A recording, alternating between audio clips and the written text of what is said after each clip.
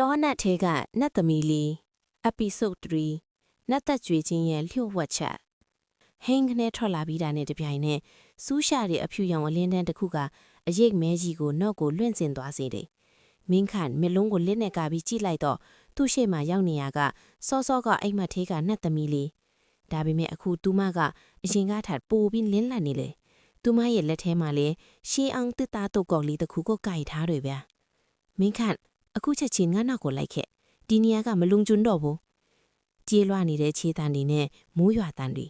မင်းခန့်ဘာမှမမေးအပ်ပဲသူမနောက်ကိုအမောင်ထဲမှာအတင်းပြေးလိုက်ရတော့တယ်အနောက်ကနေလဲဟိန်းဟောက်တန်ကြီးတွေကတောအုပ်တစ်ခုလုံးတုန်ခါနေအောင်လိုက်လာတော့မယ်နောက်ဆုံးမှာတော့သူတို့နှစ်ယောက်တောနတ်ထဲကလှုပ်ဝက်ကူးတစ်ခုတည်းကိုရောက်သွားခဲ့ကြတယ်အဲ့ဒီကူထဲမှာတော့ထူးဆန်းတဲ့အပြာရောင်ကြောက်ခဲတွေကလင်းထိန်နေတာပေါ့အသက်ရှူတန်ခပ်ပြင်းပြင်းနဲ့ငြိမ်သက်သွားတဲ့အသံကျေးဇူးတင်ပါတယ်ကျွန်တော်ကိုကယ်ခဲ့လို့ဒါနဲ့ခမည်းကဘာတူလဲပြီးတော့ဟိုအရိပ်မဲကြီးကရောဘာကြီးလဲ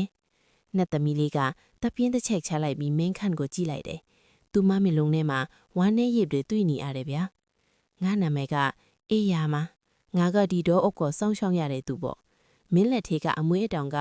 ငါရဲ့အသက်ရင်းညင်ပဲငါတော့နတ်သက်ကြွေခါနီးအချိန်မှာအဲ့ဒီအမွေးအတောင်ကကြံရစ်ခဲ့တာတဲ့အဲ့ဒါကိုလူသားတယောက်ကထိတွေ့မိရင်တောဆောင်ပြီးလူကအဲ့ဒီလူကိုဝါမျိုးဖို့လိုက်လာတော့တာပဲမင်းခန့်အံ့ဩသွားတယ်ဒါဆိုကျွန်တော်ကြောင့်ခမည်းအန်ဒီရဲ့ဖြစ်ရတာပေါ့အခုကျွန်တော်ဘာလုပ်ပေးရမလဲအေယာကပြုံးလိုက်တယ်အဲ့ဒီအပြုံးကတကယ်ကိုရင်ထဲထိသွားစေတဲ့အပြုံးမျိုးပေါ့မင်းမရွေးချယ်စရာနှစ်ခုရှိတယ်တခုကအဲ့ဒီအမွေအတောင်ကိုငါစီပြန်ပေးပြီးမင်းရဲ့မှတ်မြန်ကြီးကိုဖျက်ပစ်လိုက်ဖို့ဒါဆိုရင်မင်းမျိုးပေါ်ကိုအန်ဒီရဲ့ကင်ပြန်သွားလို့ရမယ်နောက်တစ်ခုကရောမင်းခန့်ကစိတ်ဝင်စားနေမိလိုက်တယ်အေယာကမင်းခန့်ရဲ့လက်ကိုစုပ်ကန်လိုက်တယ်သူမရဲ့လက်ကအေးဆက်နေပေမဲ့နွမ်းထွေမိခန်းစားချက်တစ်ခုကိုပြီးတယ်ဗျဒုတိယတစ်ခုကတော့ဒီအမွေးအတောင်ကိုတုံးပြီးငါ့ကိုနှက်သက်မကြွေအောင်ကဲတင်ဖို့ပဲဒါပေမဲ့အဲ့ဒီလိုလုပ်ဖို့ဆိုရင်မင်းဟာလူသားဘဝကိုဆွန့်လွတ်ပြီးဒီတောအုပ်ထဲမှာငါးနှစ်အတူထာဝရနေထိုင်သွားရလိမ့်မယ်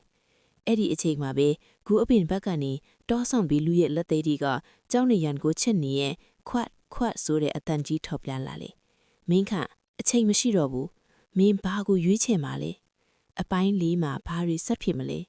မင်းခန့်ကမြို့ပေါ်ကိုပြင်သွားမလားဒါမှမဟုတ်နတ်သမီးလေးနဲ့အတူတောထဲမှာထာဝရနေထိုင်ဖို့ရွေးချယ်မလား